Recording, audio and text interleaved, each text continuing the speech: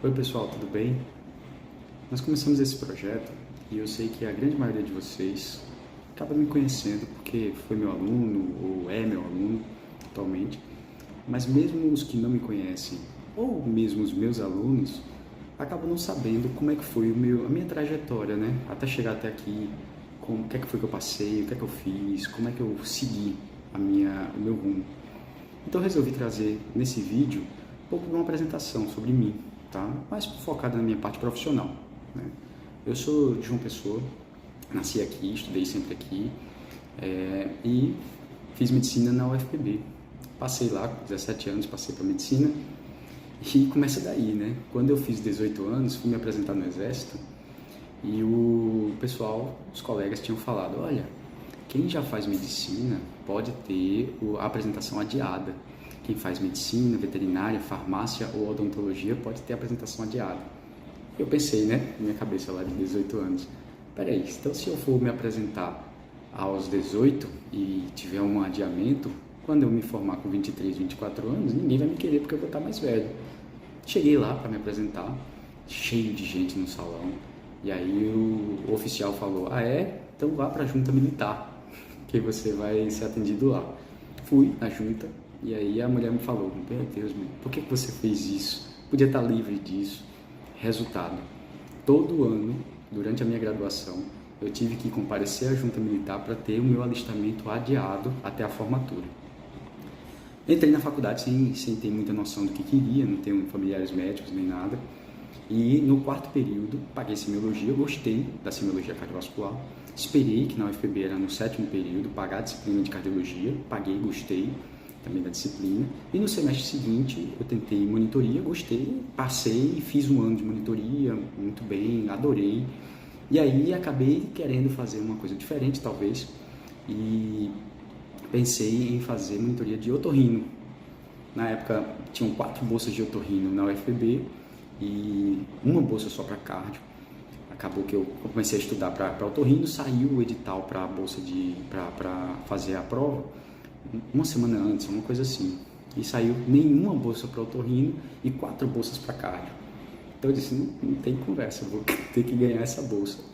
Então eu fiz a prova para cardio, só com os conhecimentos adquiridos, passei de novo para a monitoria. E aí a paixão só aumentou, né? Criei com colegas lá da UFPB a Liga de Cardiologia LAC da UFPB. Tá? Eu que fiz aquele desenhozinho da LAC, inclusive, eu que idealizei, fundamos a Liga, fui um dos primeiros diretores gerais, coordenadores gerais da LAC, enfim. Então, já fui focado para fazer cardiologia. Então, queria fazer clínica médica e tudo mais. Mas só que depois eu fiquei sabendo que quem tem a apresentação adiada do Exército já está garantido no Exército. Então, quando eu me formei em 2011, eu trabalhei no posto de saúde, né, no interior e tudo mais, e sabendo que no ano seguinte eu iria me apresentar. Então, já que eu sabia que iria servir, eu vi os critérios de seleção, que era o seguinte: primeiro, os voluntários; segundo, os que tinham um certificado de alistamento militar; e em terceiro, os mais moços. Então, eu era um dos mais novos da minha turma, eu tinha um certificado de alistamento militar, só faltava ser voluntário. Me voluntariei para o Exército. E quando eu cheguei lá na apresentação, o major lá que estava comandando disse, olha, ele chamou meu nome e disse, para Campina Grande. Aí eu fui lá falar com ele, mas comandante, eu preencho todos os critérios para poder escolher a vaga, para ser um dos prioritários aí para escolher. Ele disse, não, mas como você tem um certificado de alistamento militar, você já vai ser deslocado para alguns outros lugares. E aí, pelo fato de eu ter familiar em Recife, eu ainda consegui uma transferência para Recife, no caso. Então, foi um ano seguinte, em 2012, foi um ano que eu fui para o Exército lá, passava a semana toda lá.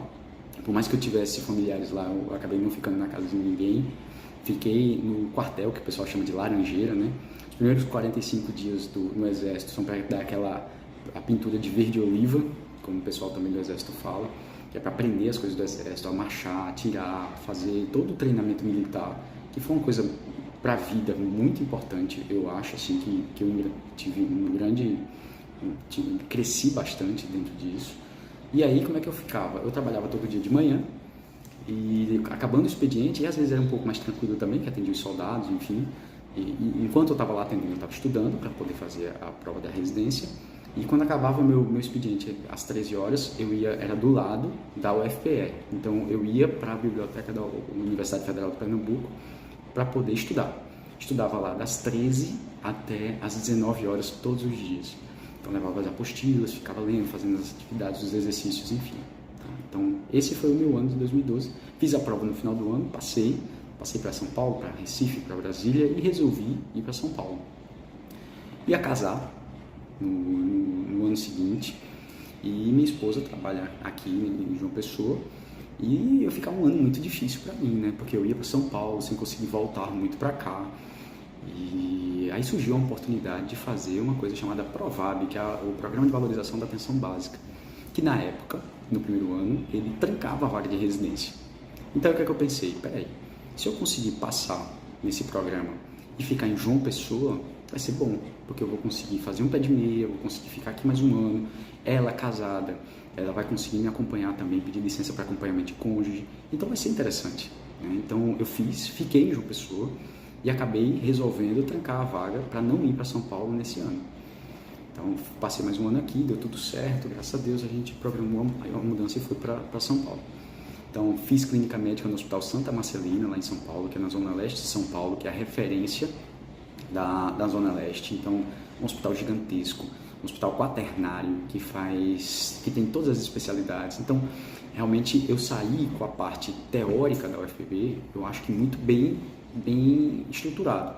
Mas a parte prática, fiquei devendo. Eu acho que todo mundo quando se forma é assim, né? E todo procedimento que aparecia lá para fazer, os residentes lá, os R+, os R2, perguntavam: quem quer fazer essa paracentese? Eu chegava lá e dizia: eu quero fazer, eu não sei fazer, você me ajuda? Por quê? Porque eu não sabia fazer. Imagina, em março eu não sabia fazer. Quando chegasse em junho, julho, agosto, eu não sabia fazer, ia ser realmente mais complicado para mim. Então eu resolvi fazer com que durante o primeiro mês eu aprendesse todos os procedimentos que pudessem ser feitos. Gasometria eu não sabia fazer, paracentese, acesso central, toracocentese, coleta de líquor, intubação, tudo, absolutamente tudo. Quando se perguntava quem queria fazer, eu queria fazer. Por mais que eu eu era mais tímido, eu era mais retraído, eu não sabia fazer. Eu sabia que se por acaso eu demorasse mais para aprender a fazer esses procedimentos, seria pior. Então, quem me formou, o médico que eu sou hoje, eu devo muito ao Santa Marcelina. Um hospital com estrutura imensa, com profissionais excelentes, com profissionais muito bem formados, uma residência clínica médica realmente excelente. Durante o ano também eu fui fazendo com que fizesse algumas atribuições, né? Eu fazia as escalas dos residentes. Quando chegar nos R2, e quando a gente virou R2, nos R1 eu fiz a escala deles também. Isso foi gerando destaque como um aspecto de liderança, que eu não queira, né? Porque eu gostava de fazer as coisas bem feitas, eu tinha uma responsabilidade sobre as coisas. Então eu sempre gostei de tentar fazer as coisas direito. No R2 fiz as provas só para as grandes escolas de São Paulo. E aí passei para o Dante Pazanese e fui para o Dante. Também eu tenho um carinho enorme pelo Dante Pazanese. Então é um hospital que vocês imaginam que são 66 residentes todo ano que acabam entrando lá. Então são 132 residentes só de cardiologia, um hospital especializado em cardiologia. E que vocês imaginem que numa enfermaria normal, num hospital normal, você tem uma enfermaria de cardiologia, muitas vezes com 20, 30 leitos de cardiologia. Mas dentro de um hospital que é especialista em doenças cardiovasculares, então você tem uma enfermaria, por exemplo, de doenças coronárias com 40, 50 pacientes. Uma enfermaria de doenças de válvulas com 40, 50 pacientes. Uma enfermaria de doenças congênitas, de hipertensão, de eletrofisiologia, de miocárdio. Então tudo que é raro em todos os outros lugares se torna endêmico no hospital que é referência, que atrai pacientes do Brasil inteiro, né, para tratamento. Então, realmente, quem deu aquela pintura da cardio, quem me formou um médico generalista, que eu sou um clínico, o clínico realmente foi o Santa Marcelina, e o Dante Pazanese, toda aquela estrutura, aquela mão que você vê e revê com os melhores profissionais da cardiologia do lado, realmente foi o Dante Pazanese. E aí vem a questão mais pessoal também, né? No último ano de cardiologia, a esposa estava grávida, e ela aqui, com emprego aqui em João Pessoa, e foi chamada para um grande tribunal em São Paulo. E aí veio uma das decisões mais difíceis que tivemos que tomar na nossa vida. Porque se por acaso ela assumisse o emprego lá no Tribunal de São Paulo, tinha que desistir do emprego daqui de uma pessoa. E eu já estava muito bem entrosado em São Paulo, já tinha uns empregos, já tinha muita coisa, minha vida funcionando bem em São Paulo. E aí eu sabia que se por acaso ela começasse lá em São Paulo, que não ia conseguir transferência, apesar de ser um emprego um tribunal federal, e eu começando a trabalhar mais lá também em São Paulo, eu não ia conseguir voltar. E com um menino pequeno, com um filho pequeno, eu fiquei pensando o tempo que eu já estava fora de casa, a questão que meus pais não iriam ver o meu filho com tanta frequência, ele não ia conviver com os primos com tanta frequência. Então tudo isso fez com que a gente tomasse a decisão de que não valia a pena ficar mais em São Paulo. Que se eu ficasse em São Paulo naquela época, iria ser um divisor de águas para que realmente eu ficasse lá de vez. Então, um pouco antes do que eu pretendia, eu acabei voltando para João Pessoa.